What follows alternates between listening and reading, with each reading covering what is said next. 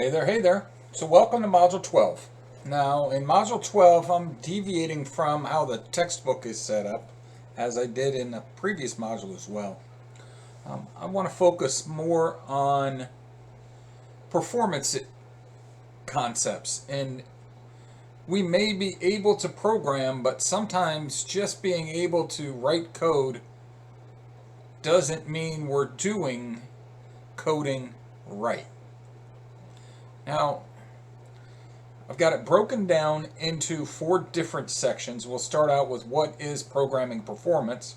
Then we'll go on to tools to measure performance, code tracing, and we'll apply it. And then the last section, the last video, will be on data frames or lists. And we'll compare the two when it comes to performance in a very narrow context. All right. So let's start out with our first section. What is programming performance? Now, performance, when we think about it, I think back when somebody says, oh, was the word performance, well, the whole cyclist Lance Armstrong comes to mind, and he was taking performance enhancing medications. Now, what's that mean? It helped him perform better in the cycling competitions. He had an edge on the others. He was maybe faster, stronger, whatever it may be that gave him that advantage over the other people that were racing. Now, it's similar in context to what we're talking about. And in programming, how the code performs, we break it down essentially into 2 ways when we assess you as a programmer. Is your software correct? And is your software efficient? Now, correct, does it do what it's supposed to do? Either it does or it doesn't. That's a Boolean. Either your code does what you wanted it to do, or it does not. There's this whole idea of, well, it kind of does, or it does sometimes. Well, either it does or it doesn't. And we can accept that and know that, well, my program might not have done everything it was supposed to, but at least I understand why it didn't do everything it was supposed to. We don't have to write perfect code all the time. We can learn from what we've done wrong, correct it, and the next time we won't make the same mistake.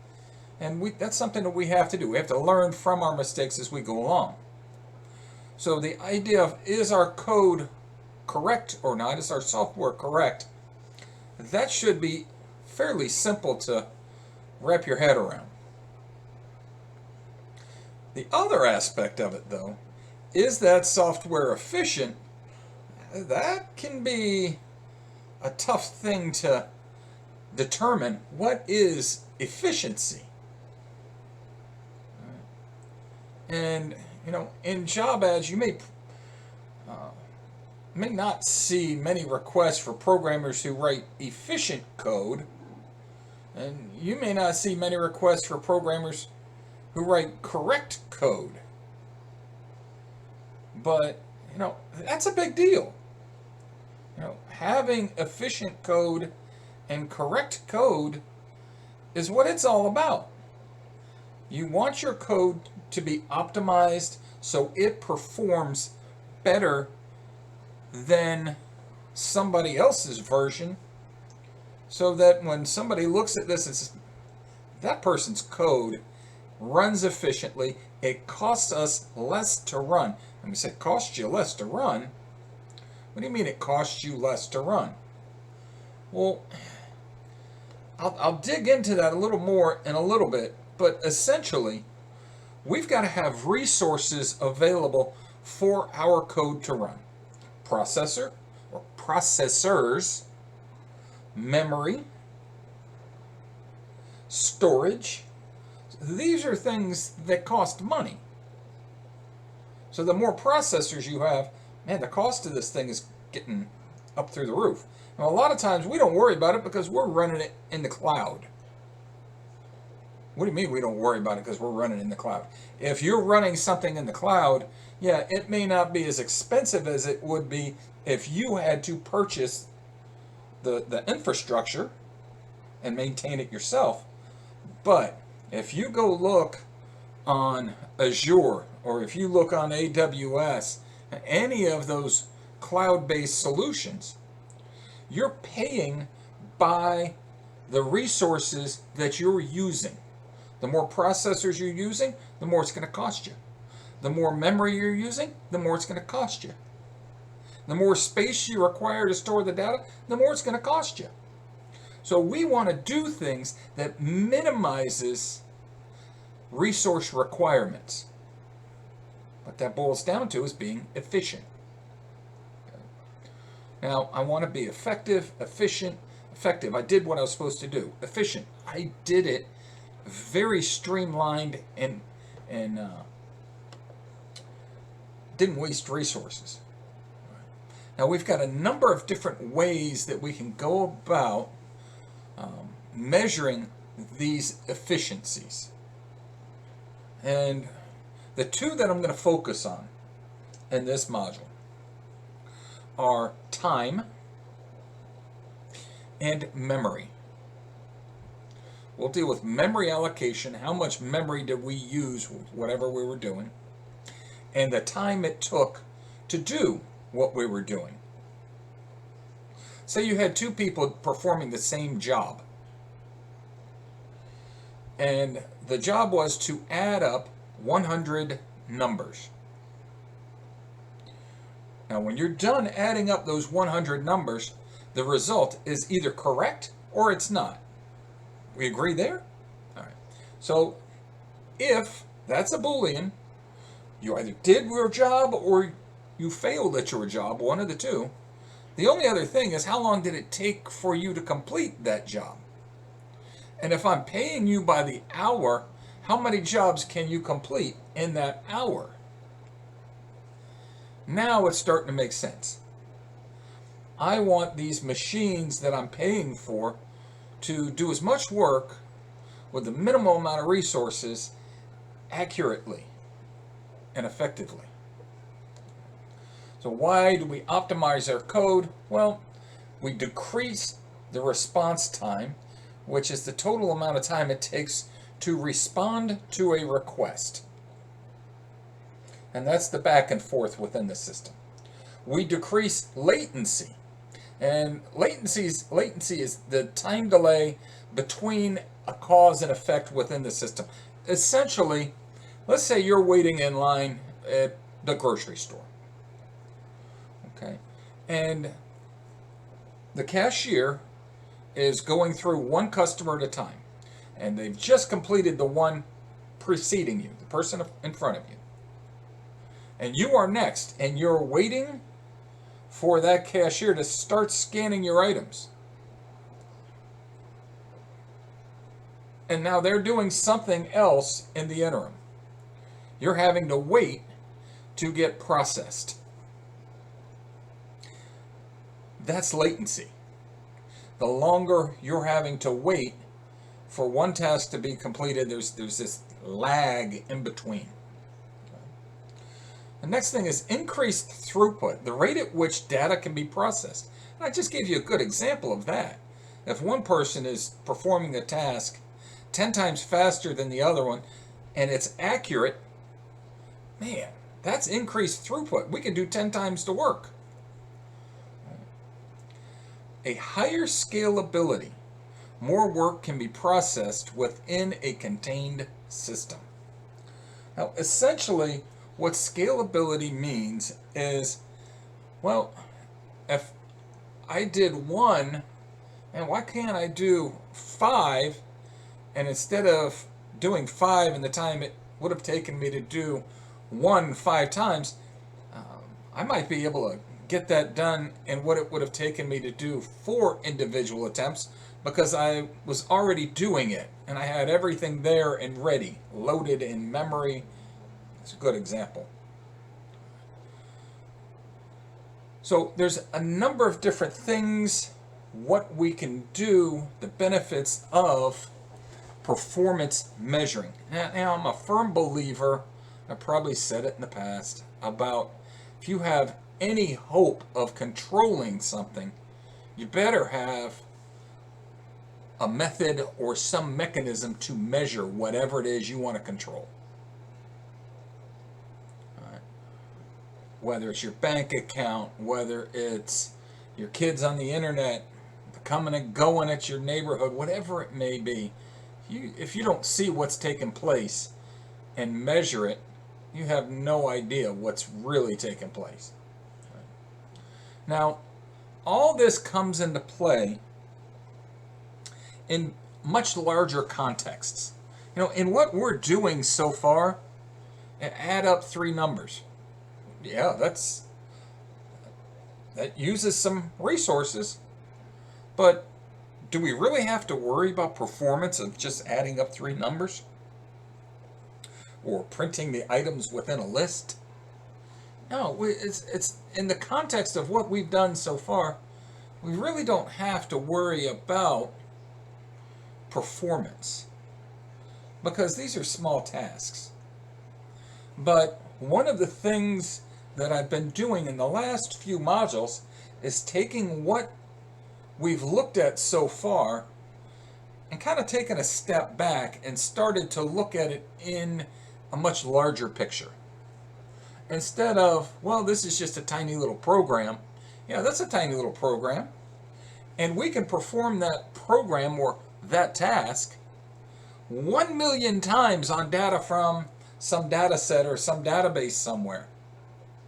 Now it went from adding up three numbers to adding up 3 million numbers. Did you add up those three numbers as efficiently as you could have? And now you scratch your head and say, wait a minute, is there a way to add up three numbers more efficiently than another way? It's possible. And we'll go through and look at different tools to be able to understand how these things work. Now, this is just, I'm going to glaze, whatever you want to just skip over the top of this, but it'll be deep enough to where you have an understanding of what these concepts are, and you'll be able to go through and insert little lines of code, little statements that allow you to see what's going on time-wise in your code. How long did it take for my code to run? How much memory did my code use? In the context of what we're doing, like I said, it's not that big a deal. But as you scale these things up, as you use more data, it becomes a big deal.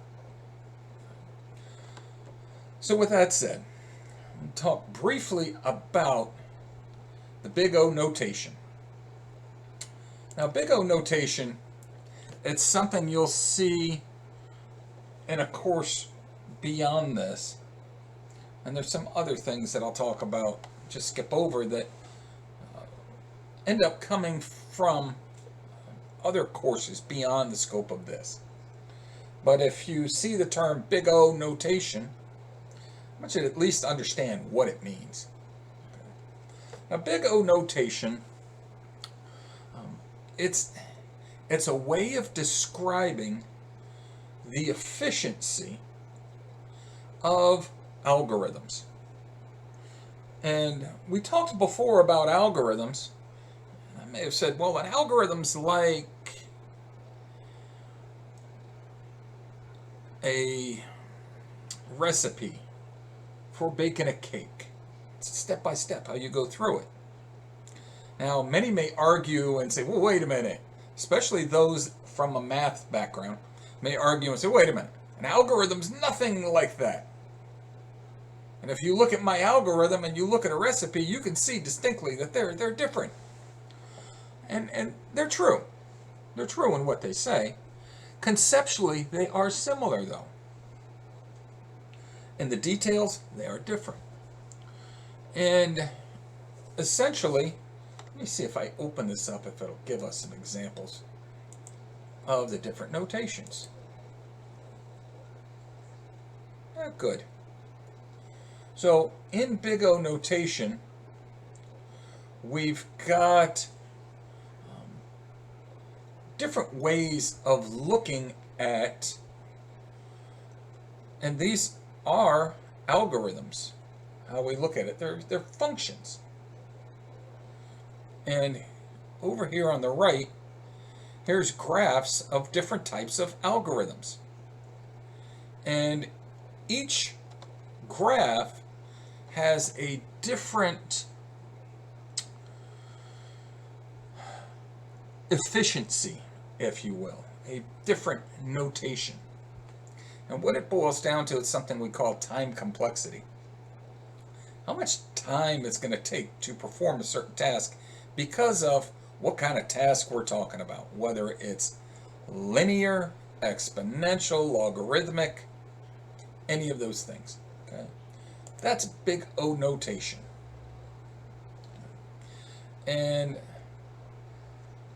I've got this graphic here.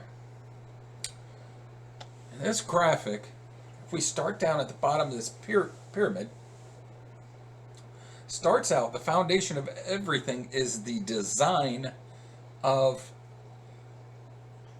what you're going to do. The next step is the algorithms and the data structures that you use within your solution. The next part of it is the source code that you use in your solution. Then it's how it's compiled, how it's assembled, the runtime, and then what platform are you dealing with? Are you tied to that platform? And all of those layers add up to be how this program runs and the performance of it. Any one of them can impact the performance. But we need to start at the bottom, and that's where we're working, is down these bottom couple of layers. It's the design layer and the algorithm or the data structures that we're dealing with. Okay. Now, those two layers, the design level and the algorithm and data structure layer, those are things that we deal with in a course that we teach it here at the college, COP3530, call it Programming Languages and Concepts. At universities, they'll commonly call it Programming Languages or Data Structures and Algorithms. That's it, Data Structures and Algorithms. So essentially, data structures and algorithms. That's what we call it, Programming Languages and Concepts, but the course is this second layer. We're here in this first layer now. By the time you get to that course, and it may be here, it may be at university, that's when you start digging deep and really focusing on efficiencies of what you're doing. It breaks down into these different types of curves or functions. Constant, which is a straight line, horizontal line, logarithmic, linear, and I pointed to those in that graphic. So those are things that we'll deal with in another course. If you take that course with me or take it with somebody else or don't take it, that's what will happen there. Okay. So next that we're going to do, it'll be the next video, we're going to jump into tools to measure performance. And I'll focus on 3, maybe 4 different tools. I think I'll focus on 3 here, and then we'll jump into code tracing. So I'll see you in the next video.